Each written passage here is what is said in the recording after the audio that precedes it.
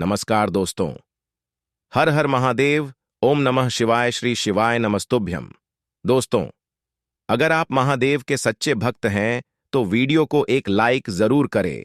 दोस्तों, जैसा कि रमा एकादशी के व्रत से व्यक्ति पाप से मुक्त होकर विष्णु लोक को जाता है, दिवाली से पहले आने वाली रमा एकादशी सुख, सौभाग्य, श्रीमद्य में वृद्धि का वरदान देती है। एकादशी के दिन श्री हरि विष्णु की पूजा का विधान है, लेकिन इस एकादशी के प्रताप से लक्ष्मी नारायण की विशेष कृपा बरसती है, आर्थिक तंगी से छुटकारा मिलता है। दोस्तों, इस एकादशी के दिन अगर हम कोई भी उपाय करते हैं तो इसका हमें करोड़ों गुना मिलता है।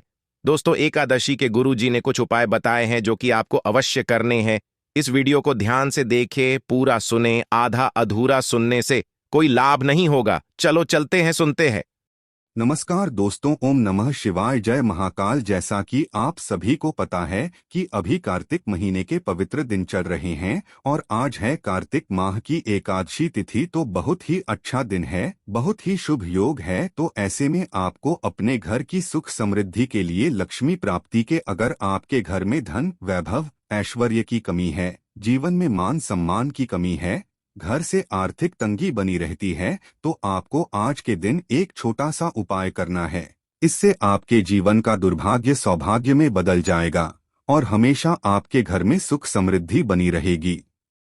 तो इस उपाय को कैसे करना है और क्या क्या सामग्री लगेगा, पूरा इस वीडियो में बताएंगे। पूज्य गुरुदेव जी की कथा से सुनकर आपको समझाने का पूरा प्रयास करूंगा। बस इससे पहले आपसे एक छोटा सा निवेदन है कि आप वीडियो को कर दे लाइक और चैनल को सब्सक्राइब करके कमेंट बॉक्स में महादेव का कोई सभी प्यारा नाम हर हर महादेव जरूर लिखें। तो चलिए बढ़ते हैं उपाय की ओर। देखिए, इस उपाय के लिए आपको 2 दीपक लेने हैं।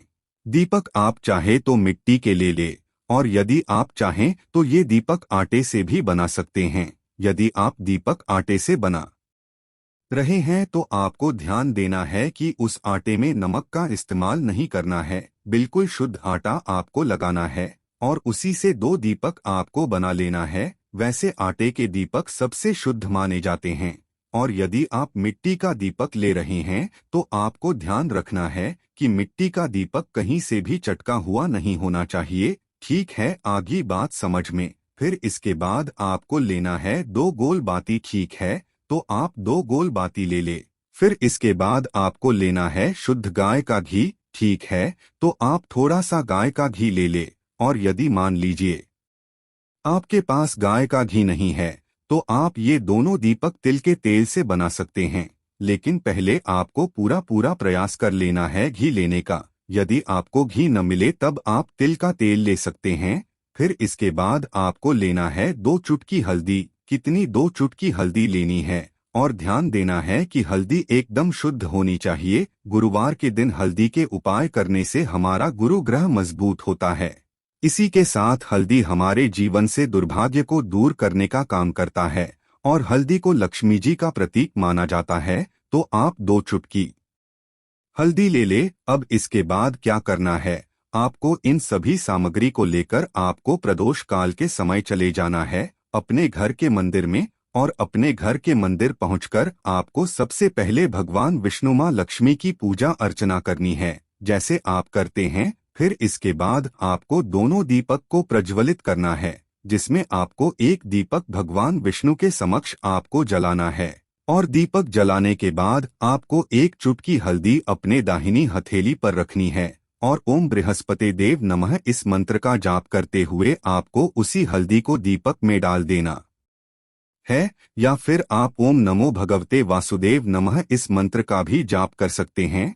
ठीक है, और वहीं पर खड़े होकर के भगवान विष्णु महालक्ष्मी को प्रणाम करना है और जो भी आपकी कामना है, आपके जीवन में जो भी समस्या है, परिवार को लेकर, व्यापार को लेकर, नौकरी ना मिल रही हो या विवाह में अड़चने आ रही हो, तो जो भी समस्या है आपको विनती कर लेनी है भगवान विष्णु से। इतना कहने के बाद आपको 1 दीपक और हल्दी लेकर पहुंच जाना है अपने घर की तुलसी घेरे में और उत्तर दिशा की ओर मुंह करके सबसे पहले आपको तुलसी घेरे के पास में खड़े हो जाना है और 1 गोल बाती का दीपक जो आपने बनाया है उसे आपको तुलसी की जड़ में प्रज्वलित करना है। दीपक प्रज्वलित करने के बाद आपको एक चुटकी हल्दी अपनी हथेली पर रखना है और ओम महालक्ष्मी नमो नमः इस मंत्र का आपको 11 बार जाप कर लेना है और उसी हल्दी को दीपक में डाल देना है और हाथ जोड़कर आंख बंद करके जो भी आपकी कामना है, जो भी आपकी विनती है कि हे माता लक्ष्मी, हे माँ तुलसी,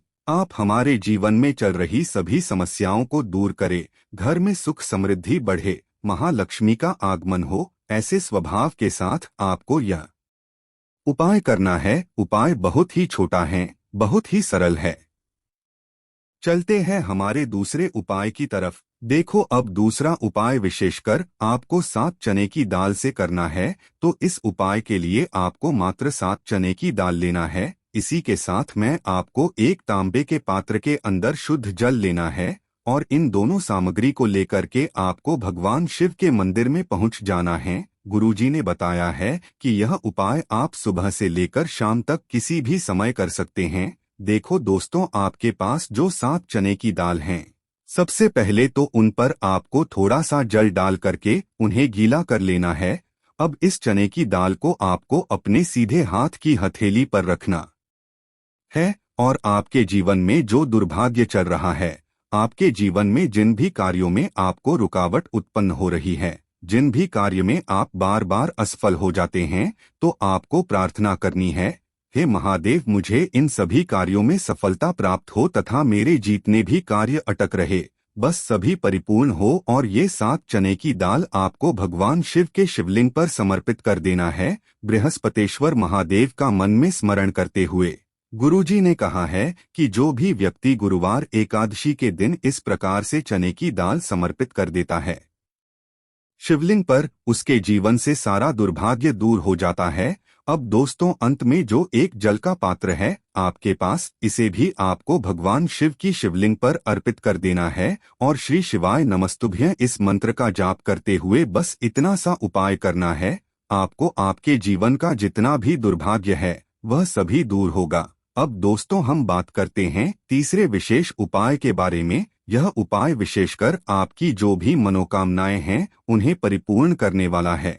यदि आपको ऐसा लगता है कि आपने कई प्रकार के उपाय कर ली है, लेकिन महादेव अभी तक आपकी जो मनोकामना है उसे परिपूर्ण नहीं कर रहे हैं, तो आपको ये उपाय जरूर करना है। देखिए, इस उपाय को करने के लिए मात्र आपको एक गुड़ का टुकड़ा लेना है। इसी के साथ में आपको एक तांबे के पात्र के अंदर शुद्ध जल लेना है। देखिए, गुरुवार के दिन यदि हम गुड़ वाले जल से उपाय करते हैं तो बहुत ही चमत्कारी माना जाता है और इससे जो हमारा बृहस्पति ग्रह है वह भी मजबूत होता है। बृहस्पति ग्रह यदि हमारा मजबूत होता है तो हमें कभी भी जीवन में धन संपदा की कमी नहीं होती है। हमारे जीवन में जो दुर्भाग्य होता है वह भी सौभाग्य में बदल जाता है। तो देखिए दोस्तों, इस उपाय के लिए आपको एक गुड़ का टुकड़ा लेना है, एक तांबे के पात्र के अंदर शुद्ध जल लेना है और इन दोनों सामग्री को लेकर के आपको भगवान शिव के मंदिर में पहुंच जाना है। अब दोस्तों, इसे गुड़ के टुकड़े को आपको उससे जल के पात्र के अंदर डाल देना है और गुड़ से युक्त जल आपको तैयार कर लेना है। आप इस जल को आपको भगवान शिव की शिवलिंग पर अर्पित कर देना है, श्री शिवाय नमस्तुभ्यं इस मंत्र का जाप करते हुए और बृहस्पतेश्वर महादेव का मन में स्मरण करते हुए। जो भी व्यक्ति गुरुवार पंचमी के दिन इस प्रकार से यह गुड़ वाला जल समर्पित कर देता है शिवलिंग पर, उसके जीवन में कैसी भी कोई भी मनोकामना होगी वो हमारे महादेव परिपूर्ण कर देते हैं। तो आपको मनोकामना पूर्ति के लिए ये छोटा सा और सरल सा उपाय भी अवश्य ही करना है।